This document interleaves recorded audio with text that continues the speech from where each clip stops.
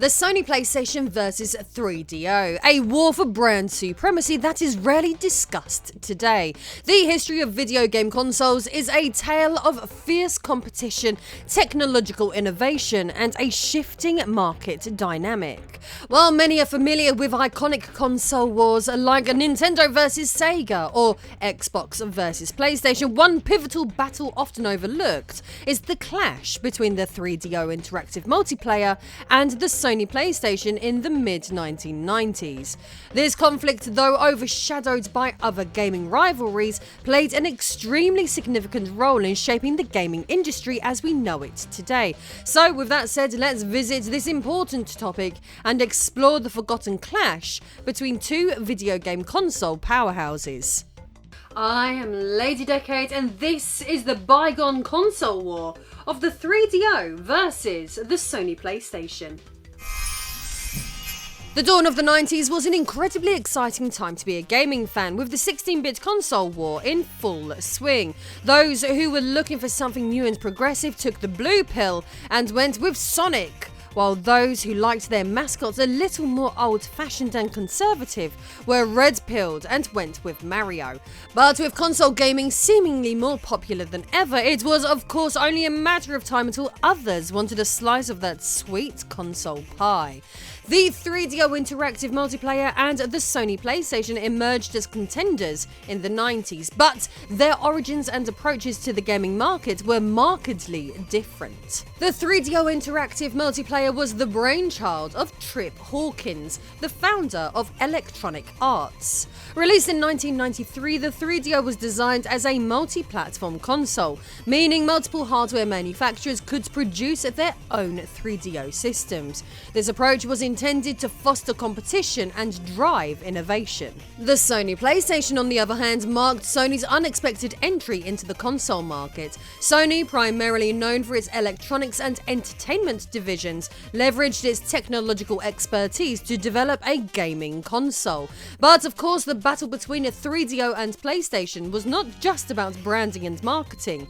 It also hinged on technological differences and game libraries. So let's delve into those areas. The Sony Playstation featured a custom 32-bit RISC processor running at 33.8688 MHz, making it a notably faster CPU than the 3DO's ARM60 processor, which ran at 12.5 MHz. This speed advantage allowed the PlayStation to handle more complex and detailed 3D graphics, giving it an edge in terms of processing power. However, the 3DO countered with its 640 by 480 pixel resolution and a more capable custom 32-bit graphics processor, which meant that it was technically capable of producing higher quality graphics with more colours on screen. Both consoles shared similarities in their memory configurations, with 2 MB of system RAM and 1 MB of video RAM. However, the PlayStation featured a dedicated sound processor, the SPU, capable of handling 24 channels of 16-bit PCM audio, providing it with superior sound capabilities. On the other hand, the 3DO had a custom 16-bit stereo sound hardware offering high-quality audio, but it couldn't match the PlayStation's sound processing capabilities. In terms of storage, both systems relied on CD-ROMs with similar capacities, typically 650 to 700 megabytes, which was a departure from cartridges used in earlier generations. Just going back to the graphics for a moment, the 3DO stood out with its high resolution of 640 by 480 pixels, meaning in theory it could provide crisper and a more detailed visual compared to the PlayStation's 320 by 240 resolution. This meant the 3DO was more than capable of producing intricate and visually appealing 2D and 3D graphics. In contrast, the PlayStation's resolution was lower, but its custom GPU allowed it to render 3D polygons and 2D sprites effectively.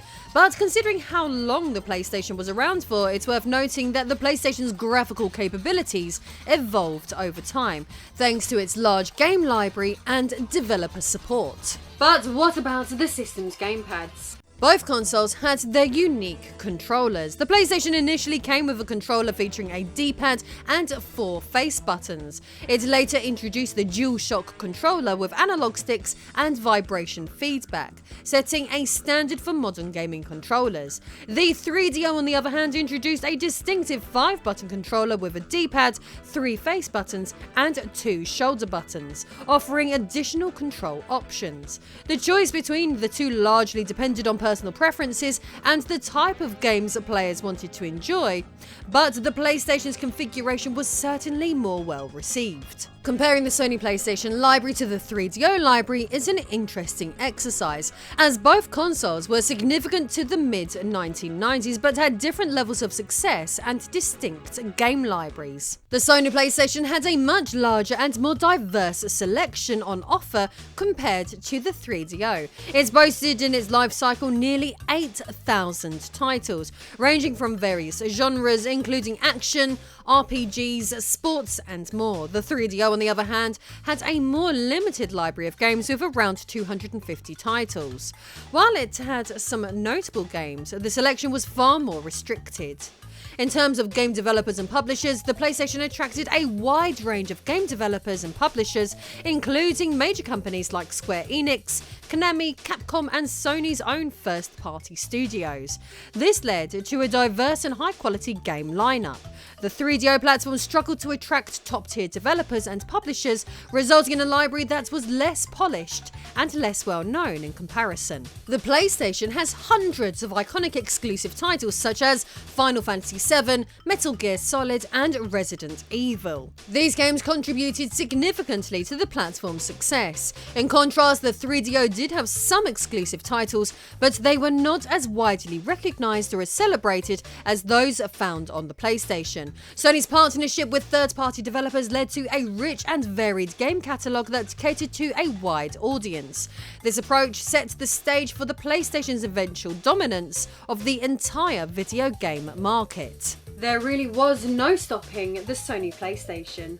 As for the marketing strategies that were implemented by both brands, the 3DO company pursued a premium positioning strategy for the 3DO console. They emphasised its high-end, cutting-edge technology and advanced multimedia capabilities in their marketing efforts. The 3DO was marketed as a top-tier gaming platform with a focus on delivering superior graphics and multimedia experiences. Its premium pricing reflected this positioning, as the 3DO was significantly more expensive than other gaming consoles of the time. The 3DO's marketing approach was also characterised by its open licensing model. By allowing multiple manufacturers to produce 3DO consoles, the company aimed to create a diverse ecosystem of 3DO products. This strategy was intended to promote competition and diversity within the gaming platform, ultimately benefiting consumers. Partnerships with well-established electronics and gaming companies such as Panasonic and Sanyo played a pivotal role in building credibility for the 3DO platform. These partnerships were leveraged to create a sense of trust and association with recognised brands. Furthermore, the 3DO was marketed not just as a gaming console but as a multimedia entertainment system. Its ability to play music CDs, display photos and even serve as an educational tool was highlighted in marketing materials. This versatility positioned the 3DO as a multimedia device that could cater to various entertainment and educational needs. The target audience for the 3DO was primarily adults and families interested in multimedia and gaming, but this premium focus limited its appeal to a younger demographic. A strategy which, as we know, would cost them dearly.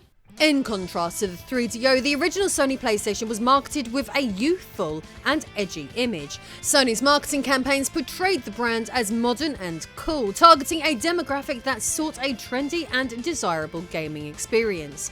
Slogans like "You are not ready" and Live in your world, play in ours, emphasised this image and resonated with a younger audience. Sony adopted a strategic pricing approach, launching the PlayStation at a more affordable price point than the 3DO.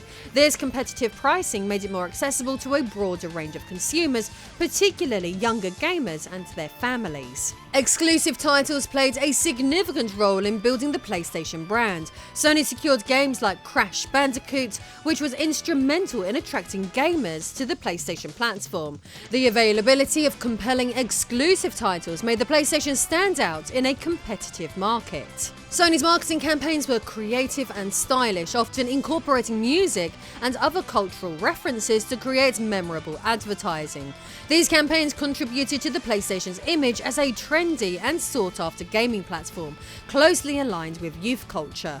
In summary, the 3DO positioned itself as a premium, technologically advanced multimedia platform with an open licensing model, targeting an older and more affluent demographic, while Sony's PlayStation adopted a more youthful and affordable marketing strategy, focusing on exclusive titles and trendy branding to appeal to a broader, younger audience. Looking back, we can now easily see which of these tactics was more effective.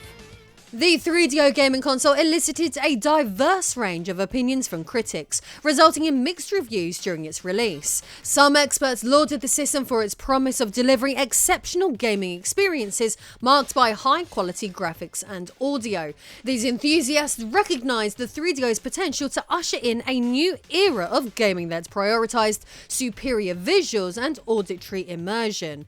They admired the console's cutting-edge technology and believed it could be a game changer in the industry. However, on the other end of the spectrum, there was a faction of critics who voiced their concerns about the 3DO's reception.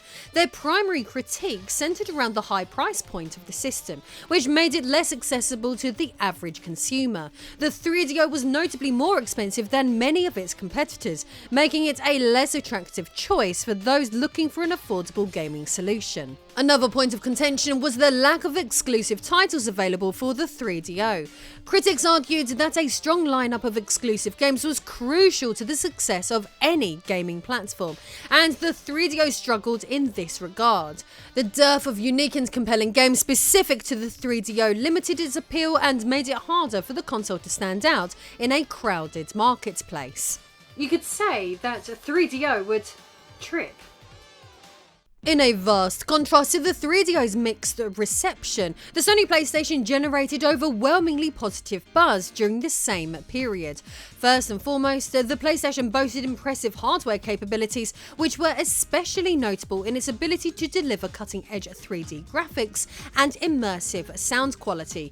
Gamers and critics alike were impressed by the system's performance and its potential to push the boundaries of gaming experiences. Additionally, the PlayStation rapidly expanded its game library, offering a wide variety of titles to cater to different gaming preferences. This growing collection of games ensured that players had a diverse range of options to choose from, further increasing the console's appeal. Sony's aggressive marketing strategy, which included memorable advertising campaigns and partnerships with game developers, helped establish the PlayStation as a formidable contender in the field, effectively capturing the attention and enthusiasm of gamers and driving sales for years to come. As time progressed, the 3DO struggled with slow sales. On the other hand, the PlayStation experienced a meteoric rise, rapidly gaining market share and becoming a household name. The fate of the 3DO console after its initial confrontation with the PlayStation serves as a cautionary tale for those seeking to make their mark in the gaming industry. Despite generating considerable excitement and anticipation, 3DO ultimately failed to secure a substantial foothold. The story of 3DO illustrates that even with groundbreaking technology and visionary ideas, success in the gaming market can be elusive, particularly without considering crucial elements like cost, developer support, and exclusive content.